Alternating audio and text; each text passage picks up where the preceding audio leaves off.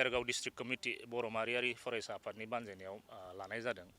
उद्देश्यआ बेनो जिहेतु जोंनि ससाइटियाव जोंनि नैबे यां जेनेरेशन्सफोरनि दा जि जौगाफुनाय बा दा देरफुहांनाय लाइमोनफोरनि लाइफखौ माबायदि इफेक्ट खालामगासिनो ड्राग्सआ बिनि एगेन्स्टआव जों मोनसे एवारनेस प्रग्राम लादों।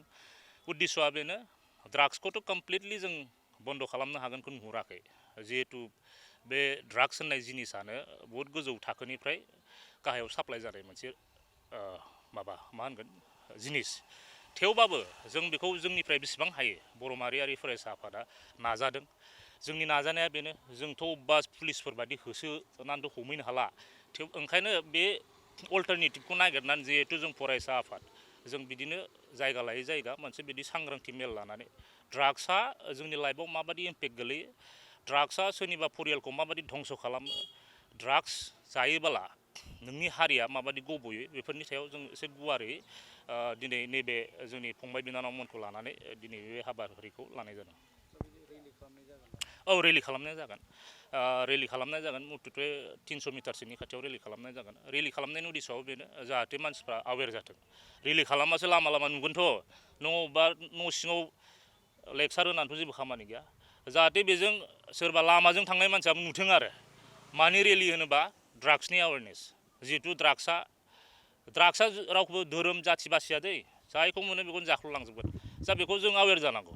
आरो आं दिनै मोनसे खावलायनो लुगैदों स्टुडेन्टसल' नङा कनसार्न सिटिजेन्सफ्राबो जोंनि सुबुं माहारियानो बिनि सायाव बिराद गोख्रों जानांगोन। ओइ आंनि फिसाला नङा बे ड्राग्स लानानै थैयो ना मायो बे बुस्थुआ नङा। जों बे बुस्थुनि सायाव जों एगेन्स्टआव दं। नोंनि फिसाला नङाबाबो सोरनिबाथ' फिसाला बिनि जिउखौ बासायनाय माने जों माहारिखौ बासायनाय। सोरबा हारसायानो जाथों, सोरबा बर'आनो जाथों, सोरबा मारवारियानो जाथों, जिखुनु माबायानो जाथों जाथियानो जाथों ड्राग्सनिफ्राय रैखाथिखौ जों होनो नाजानांगौ।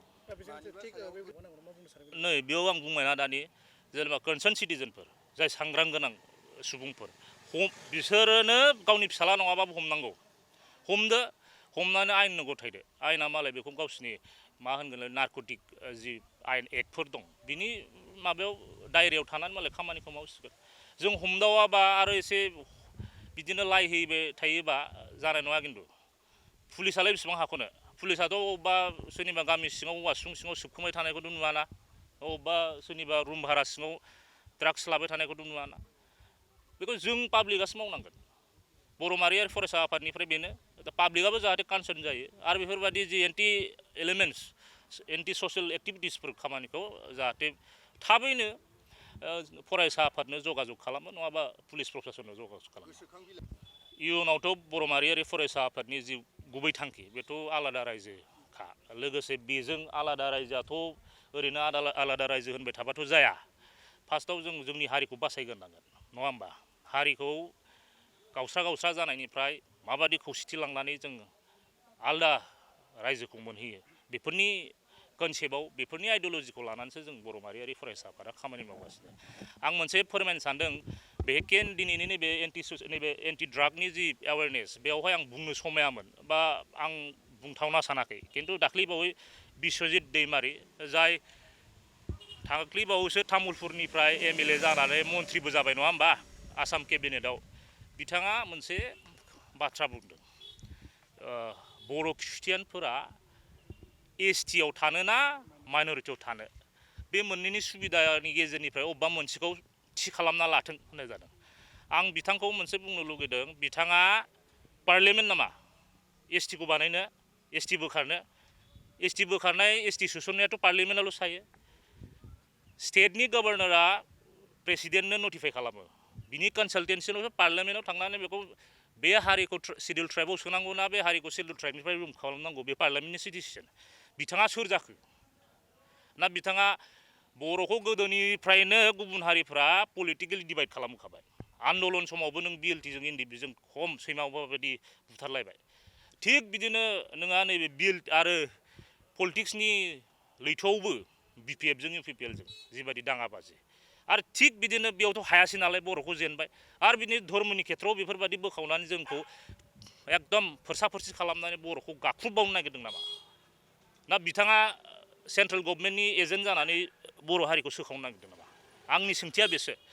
आरो आं मोनसे खोथा बुंबावनो नागिरदों आर्टिकेल 342 खौ नायोबा जेराव शेड्युल ट्राइबनि बिसय बुङो दै बेवहाय कुनु माइनरिटिसफोरा शेड्युल ट्राइबनि जि मोन्थाय बेयाव जेबो बन्सित जानांगौनि खोथायानो गैया बन्सित जानांगौआ शेड्युल कास्टआवसो दं शेड्युल कास्ट अर्डार मथे 1950आव फार्स्ट टाइम मोनसे हिन्दु होननाय धर्मखौल'सो इनक्लुड खालामदोंमोन शेड्युल कास्ट अर्डारावलै 1950आव बिनि उनाव सिखखौ 1956आव इनक्लुड खालामबाय बिनिफ्राय रिसेन्टलि 1990आवहाय नोंहा बुद्धिज्मखौबो इनक्लुड खालामबाय बिथांमोनासो माइनरिटि बा ख्रिस्टियान बा मुस्लिमाव हाबोबा बा इस्लाम धर्म लायोबा बिथांमोनासो शेड्युल कास्टनि बेनिफिट्सनिफ्राय बन्सित जायो शेड्युल ट्राइबआव खिन्थु बेफोरबायदि जेबो खोथा गैया बेखायनो आं बिश्वजित दैदेनमारि बिथांखौ बुंबावनो सानदों बर' माहारियारि फरायसा आफादनि जानानै नों सोरनिबा एजेन्ट जानानैसो खामानिखौ मावदों नामा बर' हारिखौ गोदोनिफ्रायनो गुबुन हारिया नासयबोखाबाय नाख्रेबबोखाबाय बेजों जुजिसो जों थै बावनानैसो बिटिसि मोनदों बिटिसि मोननानैसो जों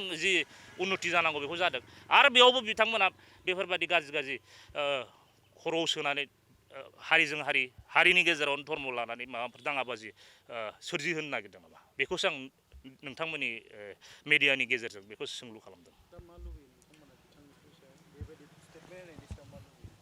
बेबादि नाय बर' लिडार बे सासे MLA रिप्रेजेन्टेटिभ लोगोसे बे मन्थ्रिबाव बेफोरबादि बिथांनि खुगानिफ्राय बुङोबा एसे फिसा नंखाय बुस्थुआबो बिराद गिदिर जायो मानो होनबा बिसोर साप'ज MLA सिटआव बेसेबांसो थायोलै माबाया भटार्सफ्रा मोनसे MLA सिटआव 1.5 लाख 2 लाख मानसिया जुदि भट होनानै बिथांखौ देरहाहोदोंबा बिनि भइसआ बेसेबां अजन गोनां जागोन बिथाङा सानाखै नामा जानला मोनला सालाया हारा गैया नालाय ओरैनो गोसोबादि फिदिंबानो जागोन नामा बिथाङा आं बुंबावदों बर' माहारियारि फरायसा आफादा बेफोरबादि जुदि बुंबाय थायोबा जों मानियोमोन बिथाङा गोदो MP जानाय समाव रायजो समाव बर' हारिनि थाखाय बिराद होख्राव बुंदों पार्लियामेन्टआव खिन्थु दा मा जाखो बिथाङालाय ना सोरनिबा नारदबनायावसो नारसिननायावसो बेफोरबायदि बाथ्राखौ बुंनो गोनां जादोंना बिथाङा गावनो गोसो जानासो बुंदों ओंखायनो जों बर' माहारियारि फरायसा आफादनि जाना बुंदों इयुनाव जाहाथे बर'निफ्राय इसेबां गिदिर लिडार जानानै बेफोरबायदि भाषाखौ दाबायथों आरो जोंनि गेजेराव हारिनि गेजेराव धोरोमखौ लानानै जेबो दाङाबाजि जि परिबेसखौ सृष्टि दा खालामथों